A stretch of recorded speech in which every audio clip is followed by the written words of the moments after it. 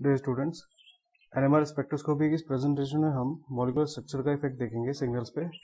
NMR में जो अलग अलग सिग्नल्स मिलते हैं प्रोटॉन्स के लिए या फिर दूसरे मैग्नेटिकली एक्टिव न्यूक्लियाई के लिए, उन सिग्नल्स पे मॉलिक्यूलर स्ट्रक्चर या मॉलिक्यूल में जो इलेक्ट्रॉनिक एनवायरनमेंट होता है उसका प्रभाव पड़ता है।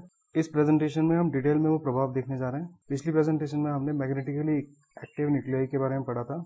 ऐसे न्यूक्लियाई जिनका मास नंबर और एटॉमिक नंबर ऑड होगा, इन दोनों में से कोई भी एक ऑड और दूसरा इवन होगा, तो ऐसे न्यूक्लियाई के लिए स्पिन क्वांटम नंबर की वैल्यू 0 से ज़्यादा होगी और ऐसे न्यूक्लियाई मैग्नेटिकली एक्टिव न्यूक्लियाई होंगे। इसी तरह से वो न्यूक्लियाई जिनका एटॉमिक नंबर और मास नंबर इवन होगा, उनके लिए स्पिन क्वांटम नंबर की वैल्यू 0 होगी और ऐसे न्यूक्लियाई मैग्नेटिकली इनएक्टिव होंगे। मैग्नेटिकली एक्टिव होने का मतलब क्या है कि जिनके लिए आई की वैल्यू 0 से ज़्यादा होगी, स्पिन क्वांटम नंबर की वैल्यू 0 से ज़्यादा होगी, वो न्यूक्लियाई किसी एक्सिस के रिस्पेक्ट में स्पिन करेंगे। जैसे कि हाइड्रोजन, हमने देखा था कि ऐसे न्यूक्लियाई के लिए जो स्पिन स्टेट्स होंगी वो स्पिन क्वांटम नंबर आई पे डिपेंड करेगा। उसके लिए जो फॉर्मूला था वो था 2i+1, जहाँ पे आई की वैल्यू स्पिन क्वांटम नंबर है। जैसे हाइड्रोजन एटम के लिए आई की वैल्यू 1/2 होती है, तो आई की वैल्यू 1/2 को जब हम 2i+1 में पुट करते हैं तो हमें 2 मिलता है। इसका मतलब हाइड्रोजन के लिए 2 स्पिन स्टेट्स होंगी, जिसको हम डेजिग्नेट करते हैं i +½ एंड i -½ जिन न्यूक्लियाई के लिए आई की वैल्यू 0 होगी वो नॉन मैग्नेटिक होंगे। इसका मतलब क्या है कि वो अपनी एक्सिस पे स्पिन नहीं कर रहे होंगे। ऐसे न्यूक्लियाई का एग्जांपल है कार्बन 12 एंड ऑक्सीजन 16। न्यूक्लियाई जब स्पिन करता है तो वो एक मैग्नेटिक फील्ड प्रोड्यूस करता है। हमें पता है कि जो मैग्नेटिक फील्ड होता है वो एक वेक्टर क्वांटिटी होता है, तो यहाँ पर उस मैग्नेटिक फील्ड के वेक्टर की डायरेक्शन हम कैसे बताएंगे। हम यहाँ पे राइट हैंड थंब रूल का यूज करते हैं। राइट हैंड थंब रूल में जो हमारी फिंगर्स हैं ये उस चार्ज पार्टिकल के स्पिन मोशन को बताता है। जैसे यहाँ पे शो करा गया है, हम अगर अपने राइट हैंड थंब को देखें और अपनी फिंगर्स को कर्ल करें in the position of thumbs up, हमारा थंब ऊपर की तरफ होना चाहिए, तो जो फिंगर्स हैं वो स्पिन मोशन बता रही हैं कि वो कैसे न्यूक्लियाई कैसे स्पिन कर रहा होगा। तो अगर न्यूक्लियाई का स्पिन मोशन हमारी फिंगर से डेजिग्नेट होगा इस तरीके से, तो ऊपर की तरफ जो हमारा थंब है ये मैग्नेटिक फील्ड की डायरेक्शन बताएगा। इसी तरीके से अगर हम अपने थंब को नीचे की तरफ कर देंगे तो हम देखेंगे कि हमारी फिंगर्स बिल्कुल अपोजिट हो गई हैं। या अब अगर स्पिन मोशन इस तरह से होगा तो वो क्लॉकवाइज होगा, जिस वजह से जो मैग्नेटिक फील्ड की डायरेक्शन होगी वो नीचे की तरफ होगी, जैसा कि हमारा थंब नीचे की तरफ है। तो इस तरह से क्लॉकवाइज स्पिनिंग न्यूक्लियाई जो होगा उसका मैग्नेटिक फील्ड नीचे की तरफ होगा and anti clockwise spinning nuclei जो होगा उसका मैग्नेटिक फील्ड ऊपर की तरफ होगा। जब हम ये बोल रहे हैं नीचे की तरफ होगा या ऊपर की तरफ होगा, इसका क्या मतलब है, इसको हम यहाँ इस फिगर से देख रहे हैं।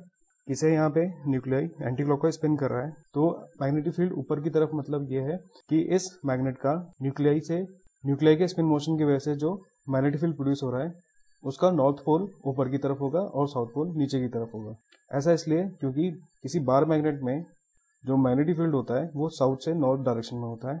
तो यहाँ पे भी एक स्पिनिंग न्यूक्लियाई का जो मैग्नेटिक फील्ड होगा वो साउथ से नॉर्थ की तरफ होगा, नीचे से ऊपर, जब वो एंटी क्लॉकवाइज स्पिन कर रहा होगा। और इसका बिल्कुल रिवर्स हो जाएगा, जब वो क्लॉकवाइज स्पिन करेगा तब साउथ पोल ऊपर की तरफ होगा और नॉर्थ पोल नीचे की तरफ होगा। तो हमने देखा कि कोई भी स्पिनिंग न्यूक्लियाई जैसे कि प्रोटॉन अपने स्पिन क्वांटम नंबर आई की वैल्यू 0 से ज़्यादा होने की वजह से स्पिन करेगा, जिसकी वजह से उसका अपना एक मैग्नेटिक फील्ड होगा। ऐसे स्पिनिंग न्यूक्लियाई को जब हम एक्सटर्नल मैग्नेटिक फील्ड में रखेंगे तो यहाँ पे 2 तरह के इफेक्ट्स होंगे, जैसा कि हम यहाँ स्लाइड में देख रहे हैं। In absence of external magnetic field ये न्यूक्लियाई सिर्फ स्पिन करेगा, लेकिन जब ऐसे न्यूक्लियाई को एक्सटर्नल मैग्नेटिक फील्ड में रखा जाएगा तो ये एक प्रिसिशन मोशन में जाएगा और इसकी एक प्रिसिशन ऑर्बिट होगी। ये पहला इफेक्ट है। और दूसरा इफेक्ट क्या होगा कि ये न्यूक्लियाई अलाइंड हो जाएगा एक्सटर्नल मैग्नेटिक फील्ड के साथ। अलाइन का मतलब ये है कि इस न्यूक्लियाई का north pole external magnetic field के साउथ पोल के साथ आ जाएगा और इस स्पिनिंग न्यूक्लियाई का south pole external magnetic field के नॉर्थ पोल के पास आ जाएगा। अगर ऐसा होगा तो हम बोलेंगे न्यूक्लियाई अलाइंड हो गया है। तो एक्सटर्नल मैग्नेटिक फील्ड की प्रेजेंस में जो स्पिनिंग न्यूक्लियाई है उस पर 2 तरह के प्रभाव पड़ेंगे। पहला प्रभाव वो प्रिसिशन मोशन में जाएगा, वो प्रेसेस करने लग जाएगा, और दूसरा वो अलाइंड हो जाएगा। प्रिसिशन मोशन को एक थोड़ा सा और डिटेल में देख रहे हैं हम लोग।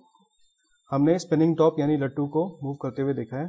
जब लट्टू मूव करता है तो वो स्पिन भी कर रहा होता है और किसी इमेजिनरी लाइन के रिस्पेक्ट में वो एक प्रिसिशन मोशन में होता है, वो घूम रहा होता है और इस घुमाव की वजह से उसका एक ऑर्बिट प्रोड्यूस होता है। ये जो मोशन होता है इसे प्रिसिशन मोशन बोला जाता है। सिमिलरली स्पिनिंग न्यूक्लियाई भी एक्सटर्नल मैग्नेटिक फील्ड लाइंस के रिस्पेक्ट में एक तरह के स्पिनिंग मोशन में होते हुए प्रिसिशनल मोशन में चला जाता है, यानी प्रेसेस करने लग जाता है, जैसा कि यहाँ पे ये स्पिनिंग टॉप यानी लट्टू कर रहा होता है। तो एक्सटर्नल मैग्नेटिक फील्ड की प्रेजेंस में न्यूक्लियाई स्पिन भी करता है और प्रेसेस भी करता है। अब जो हमने अलाइनमेंट की बात करी थी न्यूक्लियाई की, उसको हम यहाँ पे इस तरह से देख रहे हैं कि हमारे पास बहुत सारे छोटे छोटे बार मैग्नेट्स हैं। जब कोई फील्ड नहीं होगा, एक्सटर्नल फील्ड नहीं होगा, तो डिसओरिएंटेड रहेंगे, अलग अलग डायरेक्शन में पड़े हुए रहेंगे। लेकिन in presence of external magnetic field, बाहर से अगर हम एक बड़ा मैग्नेट इसके साथ रख देंगे ऐसे बार मैग्नेट्स के साथ, तो हम देख रहे हैं कि ये सारे के सारे मैग्नेट्स या तो अलाइंड हो जाएंगे या अपोज्ड ओरिएंटेशन में हो जाएंगे। अलाइनमेंट का मतलब है इन बार मैग्नेट्स का जो नॉर्थ पोल है वो बड़े मैग्नेट के साउथ पोल के पास चला जाएगा और साउथ पोल नॉर्थ पोल की तरफ हो जाएगा। ऐसा होने को बोलेंगे कि न्यूक्लियाई, ऐसा होने को बोला जाएगा कि जो बार मैग्नेट है वो अलाइंड हो गया है। सिमिलरली अगर साउथ के सामने साउथ हो जाएगा एंड नॉर्थ के सामने नॉर्थ हो जाएगा तो हम बोलेंगे कि बार मैग्नेट अपोज्ड ओरिएंटेशन में चला गया है। तो हम देख रहे हैं कि एक्सटर्नल मैग्नेटिक फील्ड की प्रेजेंस में जो ये बार मैग्नेट्स हैं, ऐसा नहीं होगा कि इनकी कोई भी ओरिएंटेशन हो। यहाँ पे सिर्फ दो ही ओरिएंटेशन पॉसिबल होंगी, अलाइंड और अपोज्ड ओरिएंटेशन। इसी तरह से जो डिफरेंट टाइप्स के न्यूक्लियाई होते हैं, in absence of external magnetic field वो डिसओरिएंटेड होते हैं। जो भी उनकी पॉसिबल स्पिन्स होंगी वो उन स्पिन्स में वो डिसओरिएंटेड होते हैं। But in presence of external magnetic field वो एक्सटर्नल मैग्नेटिक फील्ड के रिस्पेक्ट में अलाइंड हो जाते हैं या अपोज्ड ओरिएंटेशन में चले जाते हैं। तो जैसा कि हम यहाँ पे देख रहे हैं कि कुछ न्यूक्लियाई जो है वो अलाइंड हो गए हैं और कुछ न्यूक्लियाई अपोज्ड ओरिएंटेशन में चले गए। अब हम प्रिसिशन फ्रीक्वेंसी और मैग्नेटिक फील्ड स्ट्रेंथ का रिलेशन देख रहे हैं। ये रिलेशन दिया जाता है by fundamental NMR equation. Fundamental NMR equation हमने पढ़ा था, omega is equal to gamma H0 is equal to 2 pi nu, जहाँ पे ओमेगा प्रिसिशनल वेलोसिटी है। प्रिसिशन वेलोसिटी का मतलब है कि जो न्यूक्लियाई प्रेसेस कर रहा है वो कितनी वेलोसिटी के साथ प्रेसेस कर रहा है। देन H0 यहाँ पे एक्सटर्नल मैग्नेटिक फील्ड अप्लाइड है एंड न्यू यहाँ पे प्रिसिशनल फ्रीक्वेंसी है। ये टर्म्स क्या होती है हमने पिछली प्रेजेंटेशन में देख लिया था। गामा जैसा कि मैंने बताया था गायरोमेट्रिक रेशियो होता है और ये न्यूक्लियस के मैग्नेटिक मूवमेंट से रिलेटेड होता है। तो इस इक्वेशन की हेल्प से हम ये आराम से समझ सकते हैं कि एक्सटर्नल मैग्नेटिक फील्ड की वजह से जो प्रिसिशनल वेलोसिटी है उस पर फर्क पड़ेगा एंड प्रिसिशनल वेलोसिटी में चेंज आने की वजह से जो प्रिसिशनल फ्रीक्वेंसी है उस पर फर्क पड़ेगा। प्रिसिशनल फ्रीक्वेंसी मैंने आप लोगों को लास्ट प्रेजेंटेशन में बताया था कि अगर कोई न्यूक्लियाई प्रेसेस कर रहा है तो एक सेकंड में वो ऐसे कितनी प्रिसिशनल ऑर्बिट में चक्कर मार लेता है, उसको प्रिसिशनल फ्रीक्वेंसी बोला जाएगा। अब यहीं से एनएमआर स्पेक्ट्रोस्कोपी का प्रिंसिपल अराइज होता है। फंडामेंटल एनएमआर इक्वेशन की हेल्प से हमें ये आराम से पता चल रहा है कि किसी गिवन एक्सटर्नल मैग्नेटिक फील्ड की प्रेजेंस में न्यूक्लियाई किसी पर्टिकुलर प्रिसिशनल फ्रीक्वेंसी के साथ प्रेसेस कर रहा होगा। अब हम बात करते हैं यहाँ पे बाहर से रेडियो वेव्स अगर डाली जाती हैं तो ये रेडियो वेव्स उस न्यूक्लियाई द्वारा एब्जॉर्ब हो जाएं ताकि स्पिन ट्रांजिशन हो। ऐसा होने के लिए ये नेसेसरी कंडीशन है कि जो रेडियो वेव की फ्रीक्वेंसी है वो बराबर होनी चाहिए प्रिसिशनल फ्रीक्वेंसी के साथ, यानी कि जिस फ्रीक्वेंसी के साथ ये न्यूक्लियाई प्रेसेस कर रहा होगा अपनी प्रिसिशनल ऑर्बिट में, उतनी ही फ्रीक्वेंसी की रेडियो वेव फ्रीक्वेंसी रेडिएशन हमें चाहिए होंगी। उन रेडियो वेव्स को एब्जॉर्ब करके इस रेजोनेंस कंडीशन में न्यूक्लियाई अपनी स्पिन को उल्टा कर लेगा, यानी कि वो अगर एंटी क्लॉकवाइज अलाइंड ओरिएंटेशन में होगा तो वो अपोज्ड ओरिएंटेशन में चला जाएगा, क्योंकि हमें पता है अलाइंड ओरिएंटेशन कम एनर्जी की स्टेट होती है और अपोज्ड ओरिएंटेशन ज्यादा एनर्जी की स्टेट होती है। हमने पिछली प्रेजेंटेशन में देखा था ये। तो रेडियो वेव्स का एब्जॉर्प्शन की कंडीशन मैं बता रहा हूँ आप लोगों को। रेडियो वेव्स की फ्रीक्वेंसी जब प्रिसिशनल फ्रीक्वेंसी के बराबर होगी, इक्विवेलेंट होगी, तभी रेडियो वेव्स का एब्जॉर्प्शन होगा न्यूक्लियाई द्वारा और तभी न्यूक्लियाई अपनी स्पिन स्टेट में चेंज लाएगा, एंटी क्लॉकवाइज से क्लॉकवाइज स्पिन कर देगा अगर हम प्रोटॉन की केस की बात करें। तो इसको हम दूसरे तरीके से ऐसे देख सकते हैं कि जो प्रिसिशनल फ्रीक्वेंसी है न्यूक्लियस की वो रेडियो वेव फ्रीक्वेंसी के साथ रेजोनेंस में जा रहा है। रेजोनेंस में जाने का मतलब क्या है कि ये दोनों फ्रीक्वेंसी जब बराबर हो जा रही है तभी यहाँ पर न्यूक्लियर मैग्नेटिक फिनोमेना हो रहा है, न्यूक्लियर मैग्नेटिक रेजोनेंस हो रहा है, तभी रेडियो वेव्स का एब्जॉर्प्शन हो पा रहा है। तो इसका मतलब यहाँ पे एक तरह का रेजोनेंस है और इसीलिए इस मेथड को न्यूक्लियर मैग्नेटिक रेजोनेंस बोला जाता है। नेक्स्ट स्लाइड में देखते हैं हम लोग इसको, प्रिंसिपल ऑफ एनएमआर। तो हमें क्या पता चला, रेडियो वेव्स का एब्जॉर्प्शन तभी होगा जब प्रिसिशनल फ्रीक्वेंसी और रेडियो वेव्स की फ्रीक्वेंसी बराबर होगी।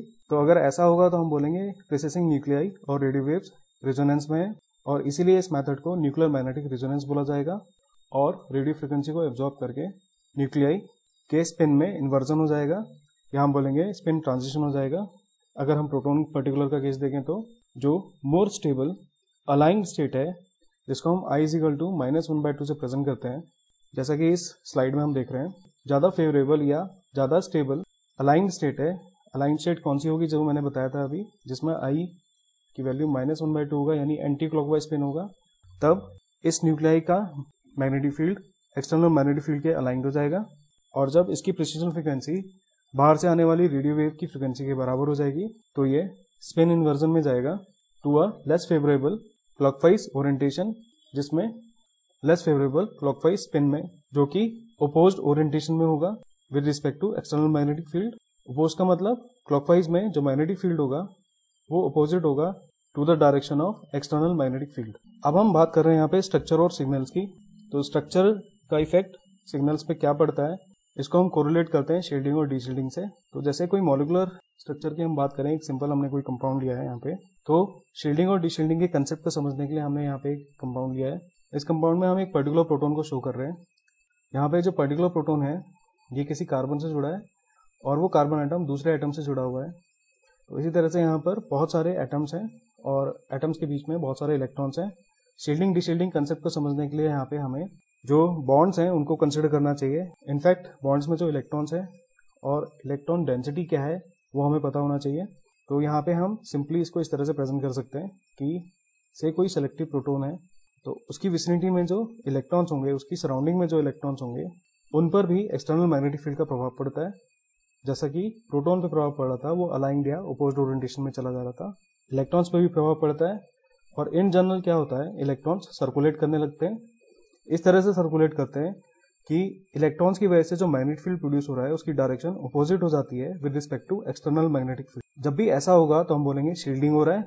शील्डिंग क्यों बोलते हैं, क्योंकि जो एक्सटर्नल मैग्नेटिक फील्ड है वो प्रोटोन पे कम लग रहा है, इलेक्ट्रॉन्स की वजह से मैग्नेटिक फील्ड आ रहा है, जिसको हम इंड्यूस मैग्नेटिक फील्ड बोल रहे हैं, वो बिल्कुल अपोजिट डायरेक्शन में है with respect to external magnetic field. तो जिसकी वजह से प्रोटोन पर जो मैग्नेटिक फील्ड होगा, जो मैग्नेटिक फील्ड प्रोटोन एक्सपीरियंस करेगा, वो कम हो जाएगा, और ऐसा होने को बोला जाएगा कि प्रोटोन का शील्डिंग हो गया है। इस बात को हम एक दूसरे तरीके से देखते हैं कि से कोई प्रोटोन है, अभी उसके आसपास कोई इलेक्ट्रॉन्स नहीं है, मतलब आइसोलेटेड प्रोटोन की हम बात कर रहे हैं।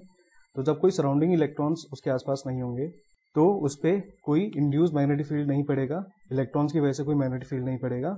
तो जो भी हम बाहर से एक्सटर्नल मैग्नेटिक फील्ड लगाएंगे, प्रोटोन उसी मैग्नेटिक फील्ड को एक्सपीरियंस करेगा, और जो फंडामेंटल एनएमआर इक्वेशन थी उसके अकॉर्डिंग किसी पर्टिकुलर प्रिसिशन फ्रीक्वेंसी को एब्जॉर्ब करके स्पिन इन्वर्जन में जाएगा। अब एक हम दूसरा केस देखते हैं जिसमें जो प्रोटोन है वो एक बॉन्डिंग कंडीशन में है, तो ऑब्वियसली यहाँ पे आसपास इलेक्ट्रॉन्स होंगे जो सर्कुलेट करेंगे और इंड्यूस मैग्नेटिक फील्ड प्रोड्यूस करेंगे। अब जो इंड्यूस मैग्नेटिक फील्ड होगा, जनरली मैं बोल रहा हूँ यहाँ पे कि उसकी डायरेक्शन अपोजिट होती है एक्सटर्नल मैग्नेटिक फील्ड की वजह से। सो अब जो प्रोटोन पे मैग्नेटिक फील्ड होगा वो हो जाएगा H0 - HI। ऐसा इसलिए क्योंकि मैग्नेटिक फील्ड वेक्टर क्वांटिटी होता है, दोनों वेक्टर्स की डायरेक्शन अपोजिट है, तो यहाँ पे साइन क्या हो जाएगा, दोनों वैल्यूज में मैग्नेटिक फील्ड वैल्यूज में अपोजिट हो जाएगा। तो यहाँ पे H0 में से HI माइनस करके हम वो फील्ड निकाल लेंगे जो प्रोटोन एक्सपीरियंस करेगा। हम यहाँ देख रहे हैं कि जब इलेक्ट्रॉन्स नहीं थे तब मैग्नेटिक फील्ड प्रोटोन पे अलग था, और अब इलेक्ट्रॉन्स आ गए तो मैग्नेटिक फील्ड डिफरेंट हो गया है, जिसकी वजह से अगर इस केस में according to fundamental NMR equation nuclei resonance में जा रहा था, अब इलेक्ट्रॉन के आने की वजह से जो मैग्नेटिक फील्ड होगा प्रोटोन पर वो कम हो जाएगा, और जिसकी वजह से अब वो रेजोनेंस में नहीं जा पाएगा। इसको हम इस तरह से देख रहे हैं कि इसे कोई न्यूक्लियाई था, वो एक प्रिसिशन मोशन में था, उसकी कोई प्रिसिशन ऑर्बिट थी। जब इंड्यूस मैग्नेटिक फील्ड यानी कि आसपास के इलेक्ट्रॉन्स की वजह से जो मैग्नेटिक फील्ड होगा वो बढ़ेगा, तो जो मैग्नेटिक फील्ड प्रोटोन पे लग रहा होगा वो कम हो जाएगा। इसको हम अब HE लिख रहे हैं, फील्ड एक्सपीरियंस बाय प्रोटोन। तो अगर HE में फर्क पड़ेगा तो प्रिसिशन वेलोसिटी में फर्क पड़ेगा, और प्रिसिशन वेलोसिटी में फर्क पड़ेगा तो प्रिसिशन फ्रीक्वेंसी में फर्क पड़ेगा। ये हमने पढ़ लिया था पहले ही। सो ऑब्वियसली सराउंडिंग इलेक्ट्रॉन्स की वजह से इंड्यूस मैग्नेटिक फील्ड इफेक्ट करेगा प्रोटोन के प्रिसिशन मोशन को। कैसे करेगा, हम यहाँ पे देख रहे हैं इस तरह से। इससे पहले कुछ इंड्यूस मैग्नेटिक फील्ड था न्यूक्लियाई का। इससे पहले केस में हम बात करते हैं कि जैसे यहाँ पर ये प्रिसिशन ऑर्बिट थी न्यूक्लियाई की, इसको हमने अब सिर्फ प्रिसिशन ऑर्बिट को यहाँ पे प्रेजेंट करा है। तो अगर इंड्यूस मैग्नेटिक फील्ड बढ़ जाएगा तो हम देख रहे हैं यहाँ पे कि जो प्रिसिशन ऑर्बिट थी वो ज्यादा बड़ी हो जाएगी। ज्यादा बड़ी होने का मतलब है कि अब प्रिसिशन के दौरान न्यूक्लियाई को ज्यादा टाइम लगेगा, यानी उसकी वेलोसिटी कम हो जाएगी। प्रिसिशन वेलोसिटी कम होने की वजह से प्रिसिशन फ्रीक्वेंसी में कमी आ जाएगी। तो ये फिगर हमें बहुत अच्छे से समझा रही है इस तरह से इस बात को। सो इस स्लाइड में हम आराम से देख पा रहे हैं कि एक्सटर्नल मैग्नेटिक फील्ड जो भी लगाया जाएगा कि प्रोटॉन पर जो मैग्नेटिक फील्ड होगा वो उतना नहीं होगा जितना हम बाहर से अप्लाई करेंगे, क्योंकि मॉलिक्यूल के अंदर कुछ इलेक्ट्रॉन्स होंगे, क्योंकि मॉलिक्यूल के अंदर जो इलेक्ट्रॉन्स होंगे वो भी अपना एक मैग्नेटिक फील्ड प्रोड्यूस करेंगे जिसे इंड्यूस मैग्नेटिक फील्ड बोला जाएगा, और ये induce magnetic field external field को कम करेगा, जिसकी वजह से प्रिसिशन वेलोसिटी और प्रिसिशन फ्रीक्वेंसी में डिफरेंस आ जाएगा।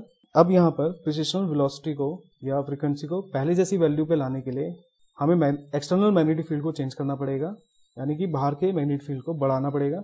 एक दूसरा तरीका भी है यहाँ पे कि हम जो रेडियो फ्रीक्वेंसी है अब उसको कम कर देते हैं और उसको बराबर ले आते हैं प्रिसिशन फ्रीक्वेंसी के लिए, उसको बराबर ले आते हैं प्रिसिशन फ्रीक्वेंसी के, और अगर ऐसा होगा तो तब भी न्यूक्लियाई रेडियो वेव फ्रीक्वेंसी के साथ रेजोनेंस में जाकर उसको एब्जॉर्ब कर पाएगा।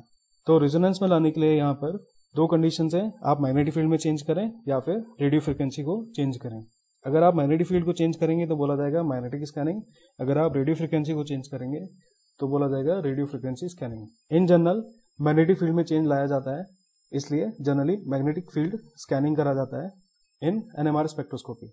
अब हम पर्टिकुलरली शील्डिंग इफेक्ट को देख रहे हैं। शील्डिंग इफेक्ट वही है जो अभी तक मैं बताता आया हूँ कि जब induce magnetic field external magnetic field से अपोजिट होगा तो प्रोटॉन पे जो फील्ड एक्सपीरियंस होगा वो कम हो जाएगा, ऐसा होने को बोला जाएगा शील्डिंग। और अगर हमें न्यूक्लियाई को दोबारा से रेजोनेंस में लाना है तो हमें, क्योंकि अंदर के फील्ड को तो हम किसी भी तरह से चेंज नहीं कर सकते, हमें बाहर वाले फील्ड को बढ़ाना पड़ेगा ताकि जो प्रोटॉन पे मैग्नेटिक फील्ड हो वो बढ़ जाए। और अगर हम सेम रेडियो फ्रीक्वेंसी इस प्रोटॉन पर डाल रहे थे जिसको ये एब्जॉर्ब कर रहा था रेजोनेंस में जाकर के, रेजोनेंस का मतलब मैंने बताया था प्रिसिशन फ्रीक्वेंसी और रेडियो फ्रीक्वेंसी बराबर होनी चाहिए, तो रेजोनेंस में जाकर के ये उस रेडियो फ्रीक्वेंसी को एब्जॉर्ब कर पाएगा तभी जब हम मैग्नेटिक फील्ड को बढ़ाएंगे, यानी कि इस केस में हमें मैग्नेटिक फील्ड को अपफील्ड शिफ्ट करना पड़ेगा। तो ये बात ध्यान रखनी है कि जब भी शील्डिंग होगा तो अपफील्ड शिफ्ट होगा। डीशील्डिंग इफेक्ट में दो केसेस हैं। हम देख रहे हैं कि से किसी प्रोटॉन के आसपास कुछ इलेक्ट्रॉन डेंसिटी थी, अगर ये इलेक्ट्रॉन डेंसिटी कम हो जाती है तो इनका जो इंड्यूस मैग्नेटिक फील्ड था वो भी कम हो जाएगा, और इस वजह से जो टोटल फील्ड होगा प्रोटॉन के पास, टोटल फील्ड प्रोटॉन एक्सपीरियंस करेगा वो ऑब्वियसली ज्यादा होगा इन कंपैरिजन टू जब इलेक्ट्रॉन डेंसिटी ज्यादा थी। ऐसा तब होगा जब प्रोटॉन के आसपास कोई इलेक्ट्रोनेगेटिव एटम लग जाएगा जो इलेक्ट्रॉन डेंसिटी को अपनी तरफ खींच लेगा। ऐसा होने को बोला जाता है डायमैग्नेटिक डीशील्डिंग। डायमैग्नेटिक या पैरामैग्नेटिक इफेक्ट जो भी होते हैं वो हम नेक्स्ट प्रेजेंटेशन में देखेंगे। तो बेसिकली यहाँ पे डीशील्डिंग हो रहा है। दूसरा केस हम देख रहे हैं यहाँ पे कि से इलेक्ट्रॉन का सर्कुलेशन इस तरीके से हो कि जो इंड्यूस मैग्नेटिक फील्ड प्रोड्यूस हो रहा है इलेक्ट्रॉन के सर्कुलेशन की वजह से उसकी डायरेक्शन सेम हो with respect to external magnetic field. अगर ऐसा होगा तो हम बोलेंगे पैरामैग्नेटिक एनिसोट्रॉपिक इफेक्ट है, जिसकी वजह से अब प्रोटॉन पर जो मैग्नेटिक फील्ड है, टोटल मैग्नेटिक फील्ड, यानी अब मैग्नेटिक फील्ड क्या हो जाएगा H0 प्लस HI, तो H0 से ज्यादा हो जाएगा तो प्रोटॉन ज्यादा फील्ड एक्सपीरियंस करेगा। अब सेम फ्रीक्वेंसी को एब्जॉर्ब कराने के लिए हमें इस मैग्नेटिक फील्ड को कम करना पड़ेगा, यानी कि डाउनफील्ड शिफ्ट करना पड़ेगा। तो इसका मतलब है जब भी डीशील्डिंग होगा तो रेजोनेंस में लाने के लिए न्यूक्लियाई को हमें मैग्नेटिक फील्ड को डाउनफील्ड शिफ्ट करना पड़ेगा। तो इस प्रेजेंटेशन में हमने मॉलिक्यूलर स्ट्रक्चर की वजह से जो शील्डिंग और डीशील्डिंग इफेक्ट हो रहा है उसको समझ लिया है। अब नेक्स्ट प्रेजेंटेशन में हम NMR सिग्नल और सिग्नल में जो स्प्लिटिंग होगा स्पिन स्पिन कपलिंग की वजह से उसको डिटेल में देखेंगे। Thank you.